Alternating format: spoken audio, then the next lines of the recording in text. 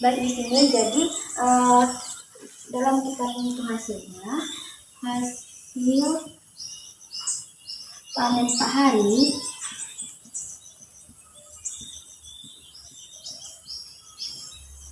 sebesar 4.000 kg.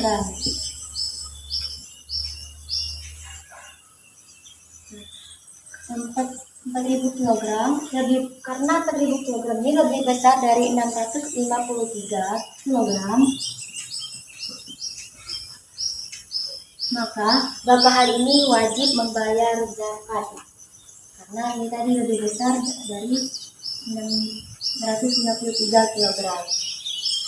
Data 650 kg ini memang sudah jadi rumusnya ya.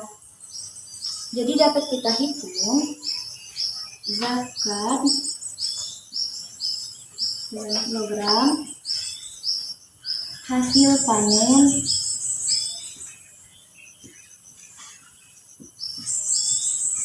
dikali dengan kadar zakat.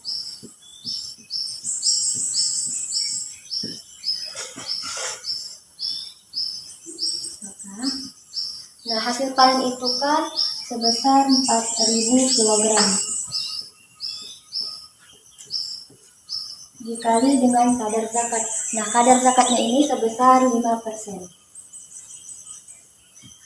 Dapat 5% ini dari pengairan pompa air yang menggunakan biaya operasional. Jadi dia 5%. Jika tidak menggunakan biaya operasional dan hanya mengandalkan bahan alam seperti air hujan, sungai, dan sumur, maka sebesar 10%. Jadi karena Bapak hari tadi menggunakan pompa air yang menggunakan biaya operasional tambahan, maka 5%. Jadi 4.000 kg dikali 5% sama mendapatkan hasil 200 kg GKG. Nah, jadi biaya zakat yang harus dikeluarkan dalam bentuk gabah sebesar 200 kg. Selanjutnya, jika zakat dalam bentuk uang, maka zakat sama dengan zakat kilogram dikali dengan harga gabah per GKG. Harga gabah per kilogram dalam rupiah ya. Selanjutnya, zakat tadi kan dapat kita hasil melalui yang ini 200 kg dikali dengan harga gabah per GKG.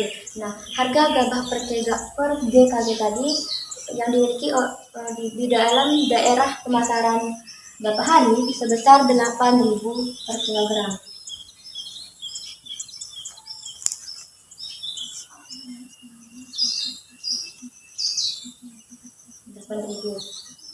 Jadi 200 kg dikali 8.000 mendapatkan hasil 1.600.000 rupiah. Nah, jadi jika dalam uang, maka Bapak hari wajib membayar sebesar 1.600.000 rupiah. Nah, selanjutnya kita beralih ke zakat emas. Jadi di sini, apakah Ibu Tina ini wajib mengeluarkan zakat emas? Nah, dapat kita hitung, kita lihat di sini bahwa Ibu Tina ini memiliki emas sebesar 150 gram. Nah, rumusnya tadi dalam perhitungan emas yaitu 85 gram atau jika dalam persen sebesar 2,5%. Jadi 160 gram lebih besar dari 85 gram. Nah, karena 160 gram ini lebih besar dari 85 gram, jadi Ibu Tina ini wajib membayar zakat emas. Jadi, dapat kita hitung penyelesaiannya, yaitu zakat emas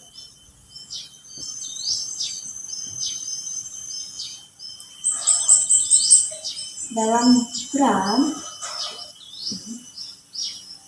dikali jumlah emas dalam gram dikali 2,5%. Jumlah emas gram. Nah, jumlah emas Ibu Tina tadi kan 160 gram. Dikali dengan 2,5%. Jadi mendapatkan dari 160 gram dikali 2,5% ini mendapatkan hasil sebesar 4 gram. Nah, jadi zakat emas gram ditambah dengan jumlah emas gram dikali 2,5%, 160 gram dikali 2,5% mendapatkan hasil 4 gram. Selanjutnya, jika dalam bentuk uang,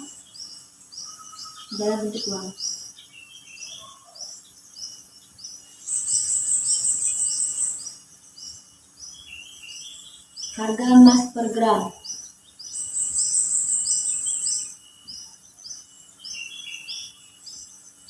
Seperti soal di atas, harga emas per gram di daerah Ibu Tina ini seharga 1 juta.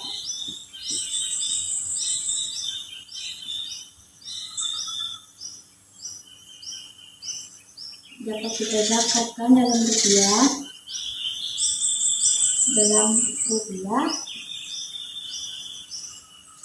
Itu zakat emas dikali dengan harga emas.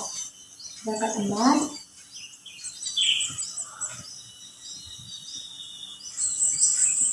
dikali dengan harga emas.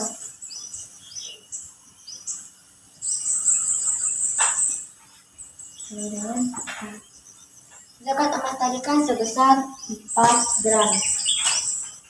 Jadi 4 gram ini dikali dengan harga emas. Nah, harga emas dapat kita lihat bahwa di sini harga emasnya itu 1 juta ya. Jadi 4 gram dikali 1 juta akan mendapatkan hasil sebesar 4 juta rupiah. Nah, jadi jika zakat emas ini dalam bentuk uang yang telah dihitung dari sini akan mendapatkan hasil sebesar 4 juta. Bagian selanjutnya akan dijelaskan oleh teman saya mengenai zakat profesi. Baiklah, di sini saya akan menjelaskan mengenai perhitungan zakat profesi.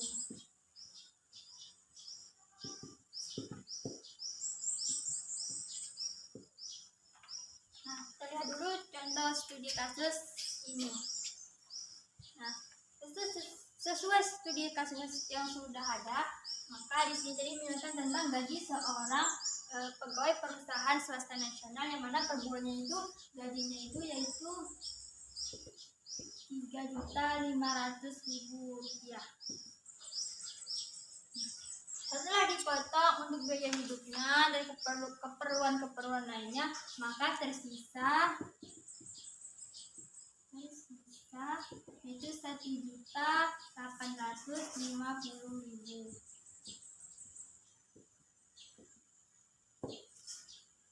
Nah, jika kita kalkulasikan dalam 1 tahun,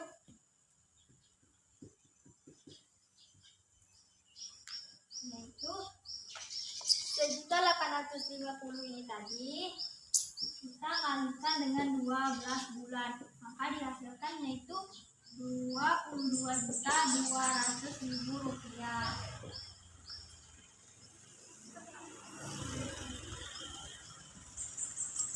Nah, bagaimana cara kita menghitung apakah dia wajib untuk membayar zakat profesinya atau tidak? Maka untuk zakat profesinya hisabnya itu yaitu sama dengan hisabnya zakat emas, yaitu 85 gram. Nah, 85 gram emas murni. Ini yaitu 2,5%. Nah, kemudian kita hitung dulu sisa gajinya tadi, yaitu dikali 12 tadi sama dengan 22.200. Maka di sini kita hitung yang nisabnya tadi, maka 2,5-nya tadi kita cari dulu berapa harga emas per gramnya tadi. Nah, jika misalnya harga emas jadi per gramnya itu yaitu 1 gram emas sama dengan 250.000. Maka 250.000 ini tadi kita kalikan dengan 85 gram.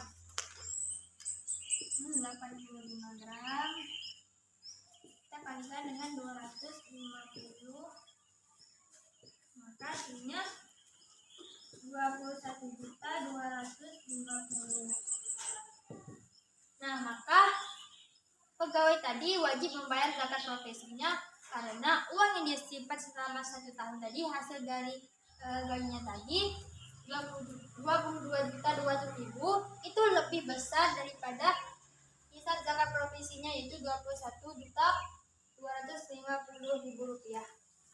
Nah, bagaimana cara kita menghitungnya? Yaitu 2,5% tadi dari zakat profesinya tadi, 2,5% tadi kita kalikan dengan gaji dia yang sisa tadi selama 1 tahun yaitu 22.200.000 rupiah. Maka dihasilkan 555.000. Maka dalam 1 tahun dia wajib untuk membayar zakat profesinya sebesar 555.000 rupiah. Nah, jika dia ingin membayar zakatnya per bulan, maka 25% tadi kita kalikan dengan sisa uang dia, sisa dari gajinya tadi per bulan yaitu 1.850.000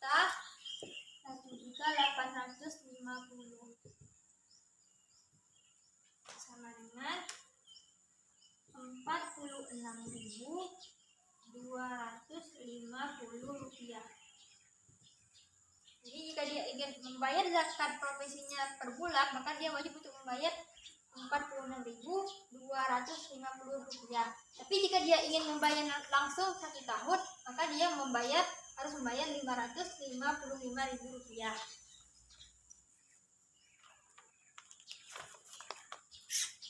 Baiklah, di sini saya akan menjelaskan tentang pembagian harta warisan.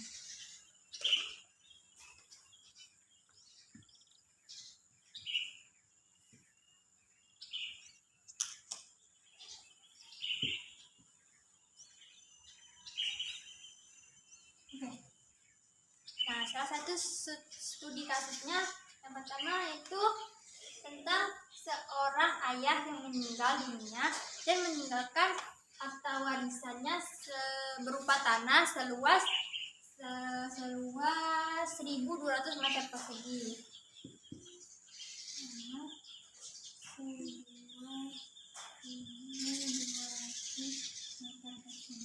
Nah, kemudian ayahnya ini meninggalkan seorang istri, ayah kandung orang meninggal tadi, kemudian meninggalkan 1 anak laki-laki, kemudian 2 anak perempuan.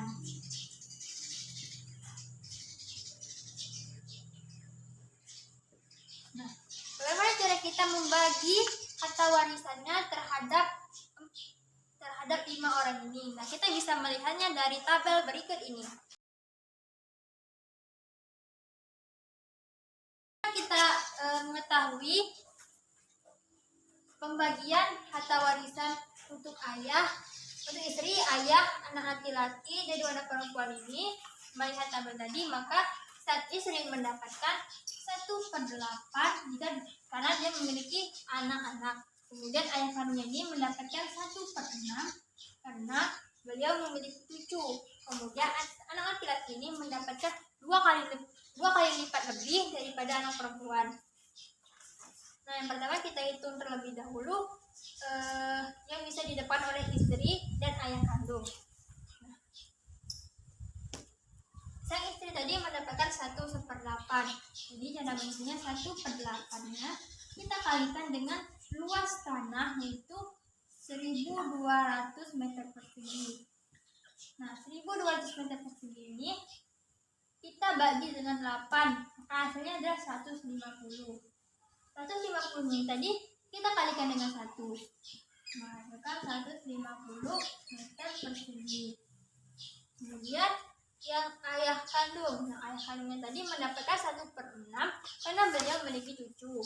Jadi 1/6 ini kita kalikan dengan 1.200 meter persegi, maka 1.200 meter persegi ini kita bagi 6, hasilnya 200 tadi kita kalikan dengan 1, maka hasilnya 200.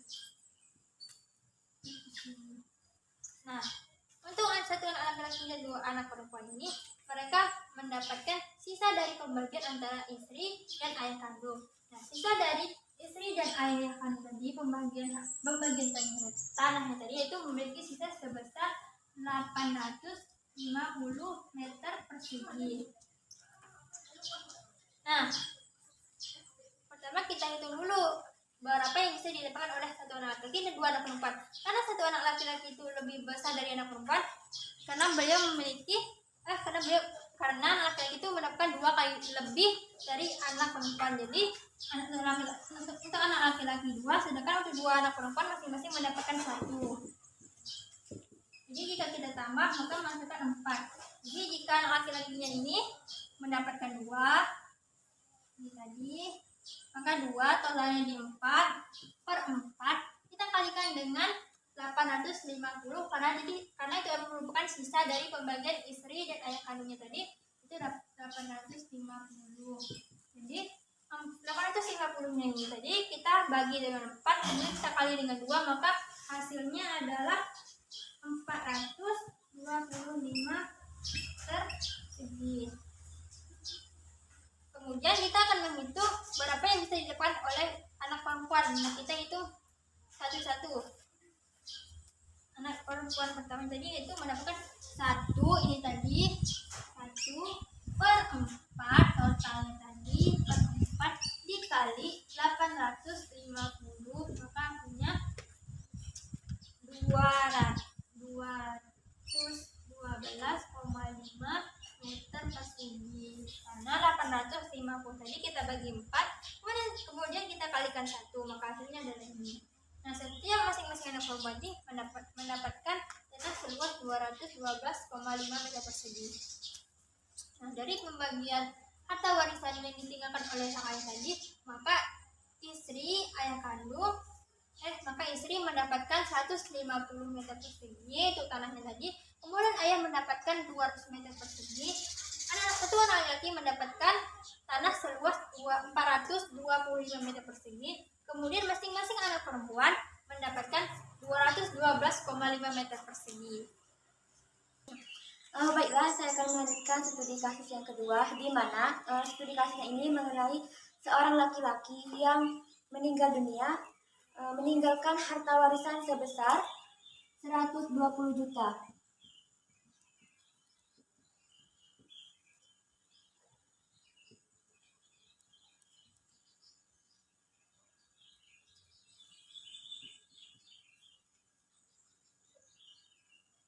Nah, laki-laki ini ada ahli warisnya. Nah, ahli warisnya itu ada istri, ibu kandung, dan juga 2 anak perempuan.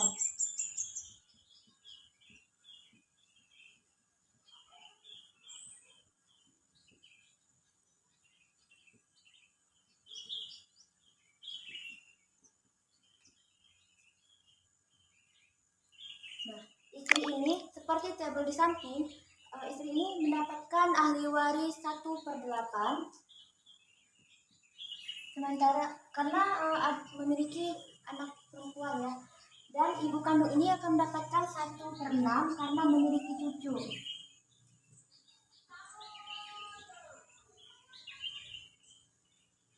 Nah, 2 dua anak perempuan. Nah, dua anak perempuan ini nanti karena dia memiliki dua anak perempuan, maka dia akan mendapatkan asobah dari istri dan ibu ini.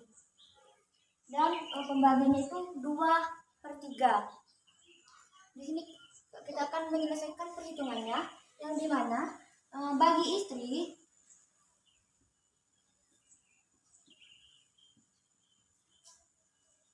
satu 1/8 dikali dengan harta warisan tadi 120 juta, maka akan mendapatkan hasil sebesar 15 juta. Selanjutnya, bagi ibu kandung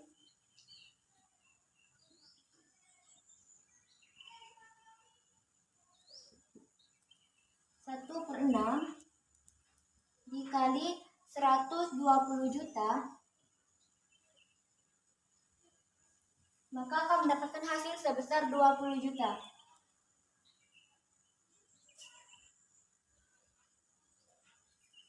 Nah, sisa setelah istri dan anak, sisa setelah istri dan ibu.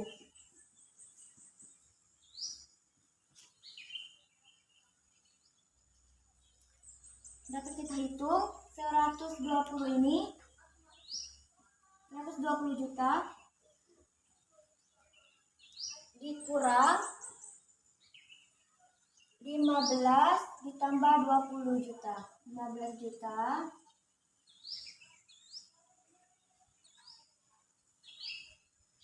ditambah 20 juta.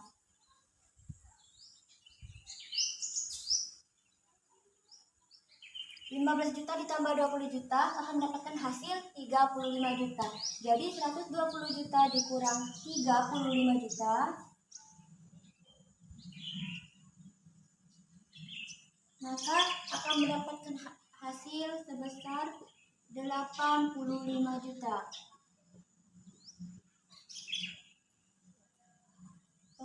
Pembagian anak perempuan. Pembagian anak perempuan.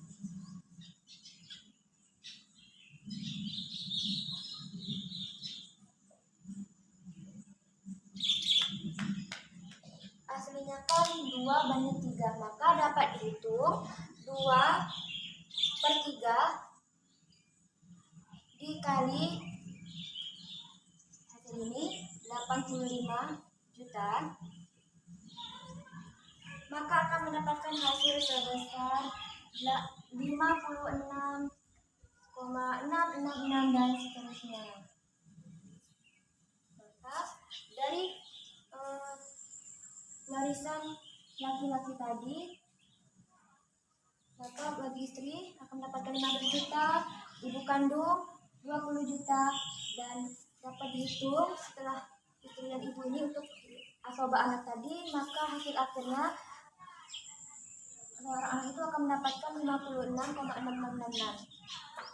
Nah, mungkin hal itu penjelasan dari warisan tadi.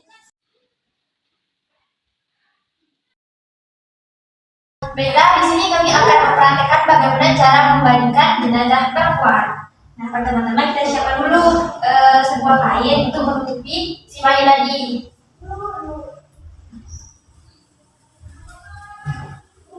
Nah, kita letakkan di atas jenazah mayat tadi. Kemudian kita buka seluruh pakaiannya. Nah, pastikan saat membuka baju tadi, kain yang kita bentangkan di atasnya tadi tidak terbuka agar aurat si mayatnya tadi tidak terlihat.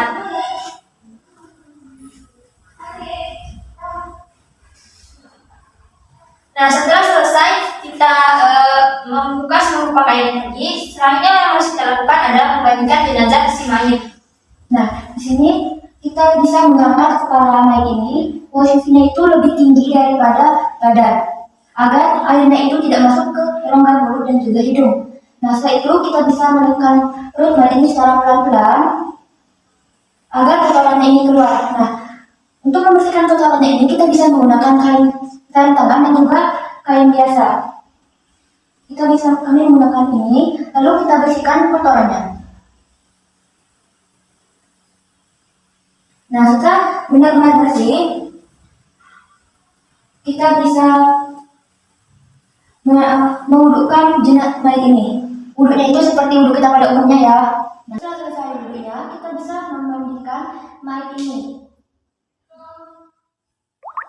Nah, kita mulai menyiramnya dari ujung kepala sampai ke ujung kaki. Kita usap kepalanya, tangan-tangannya, hingga sampai ke ujung jari kaki sebanyak 3 atau 5 kali menggunakan air udara sampai seterusnya. Yang penting harus rajin ya. Setelah selesai 3 kali, kita bisa membersihkan wajahnya menggunakan sabun,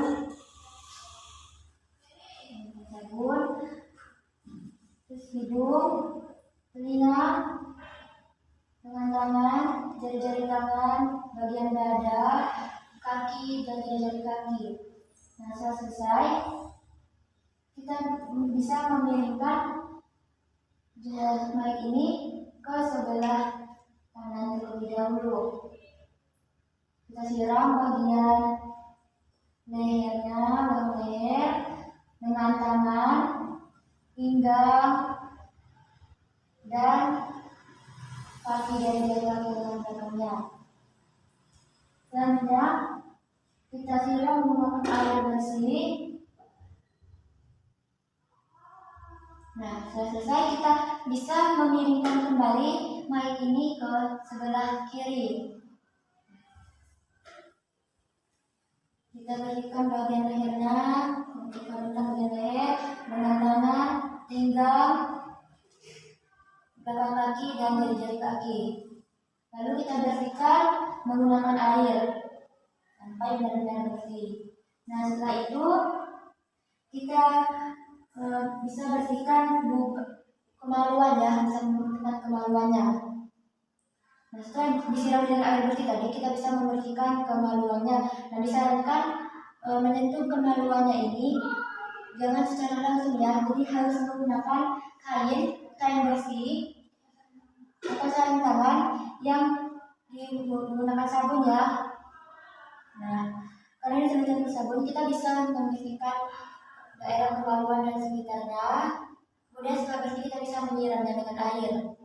Nah, setelah selesai kita bisa membersihkan duburnya menggunakan kain yang bersih.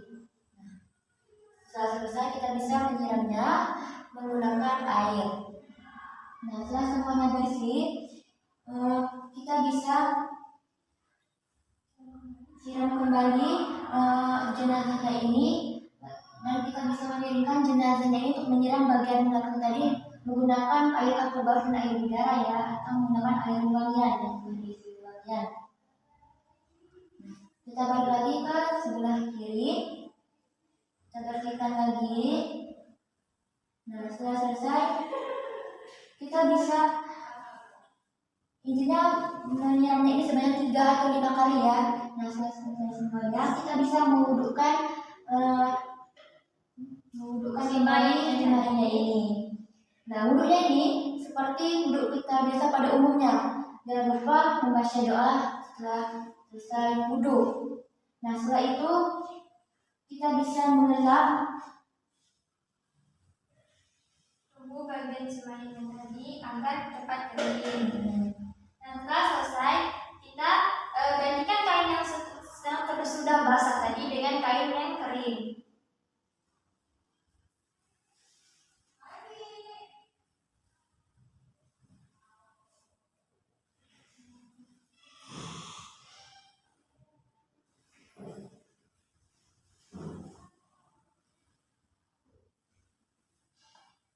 Nah, kemudian tarik kain yang basah tadi agar digantikan dengan kain yang sudah kering di atas ini.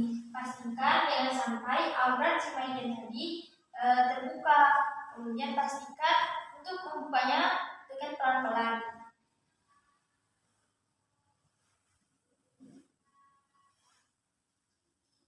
Nah, setelah selesai kita pastikan kembali atau kita lap kembali tubuh si mayat tadi agar cepat kering.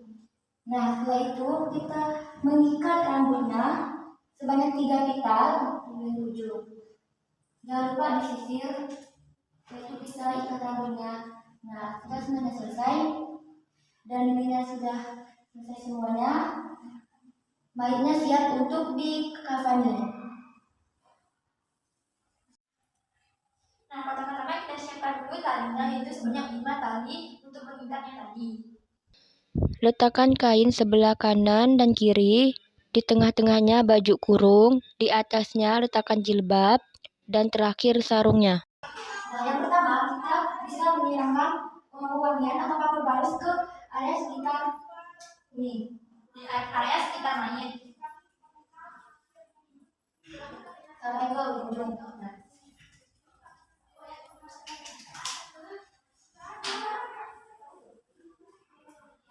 Nah, setelah itu kita bisa Kemudian kita pertama-tama tutupi dulu semua lubang yang ada di tubuh mayat seperti mata, hidung, mulut, di sekitar area kemaluannya, terus di antara ketiak-ketiaknya juga kita harus tutupi dengan kapas. Nah, setelah selesai dan mungkin sebagian daerah itu menggunakan baju kurung terlebih dahulu untuk si mayatnya tadi, seperti celana dalam yang sudah dibuat dari kain kafan tadi. Nah, setelah selesai dia memakai baju kurung tadi, kita kemudian mulai memakainya. Yang pertama dengan mulai dari si jilbabnya tadi. Nah, pastikan pada saat memakai ini tadi jangan kita buka semua aurat yang ada pada si mayat, kita buka perlahan-perlahan saja, dan itu dibuka. Kita pasangkan dulu si jilbab kepada si mayat tadi.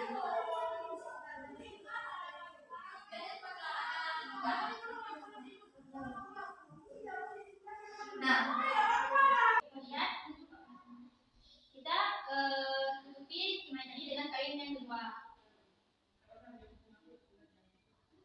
Pastikan menutupnya dengan sempurna ya teman-teman. Kemudian kain yang ketiga. Kain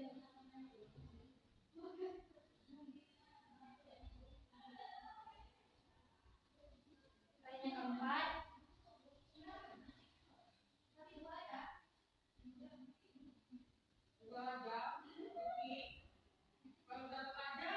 Nah, sebelum kita ke kain yang terakhir, kita ambil dulu kain yang untuk menutupi si mayat tadi.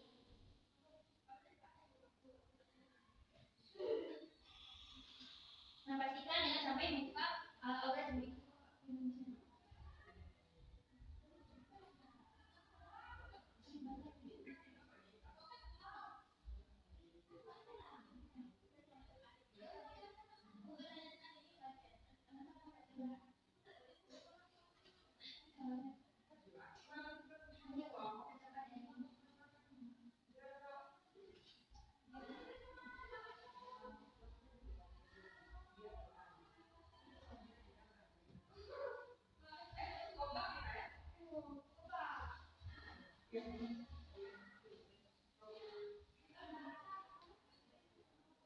Nah, yang terakhir kita bungkus kembali si mayatnya tadi.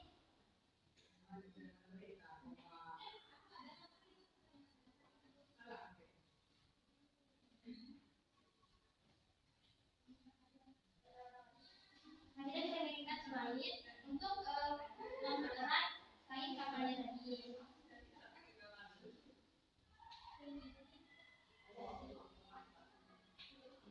Nah, setelah semuanya benar-benar sudah erat dan si mayat tadi sudah terbungkus atau terkafani dengan baik dengan kain kafan tadi, kita akan menggunakan tali-talinya tadi.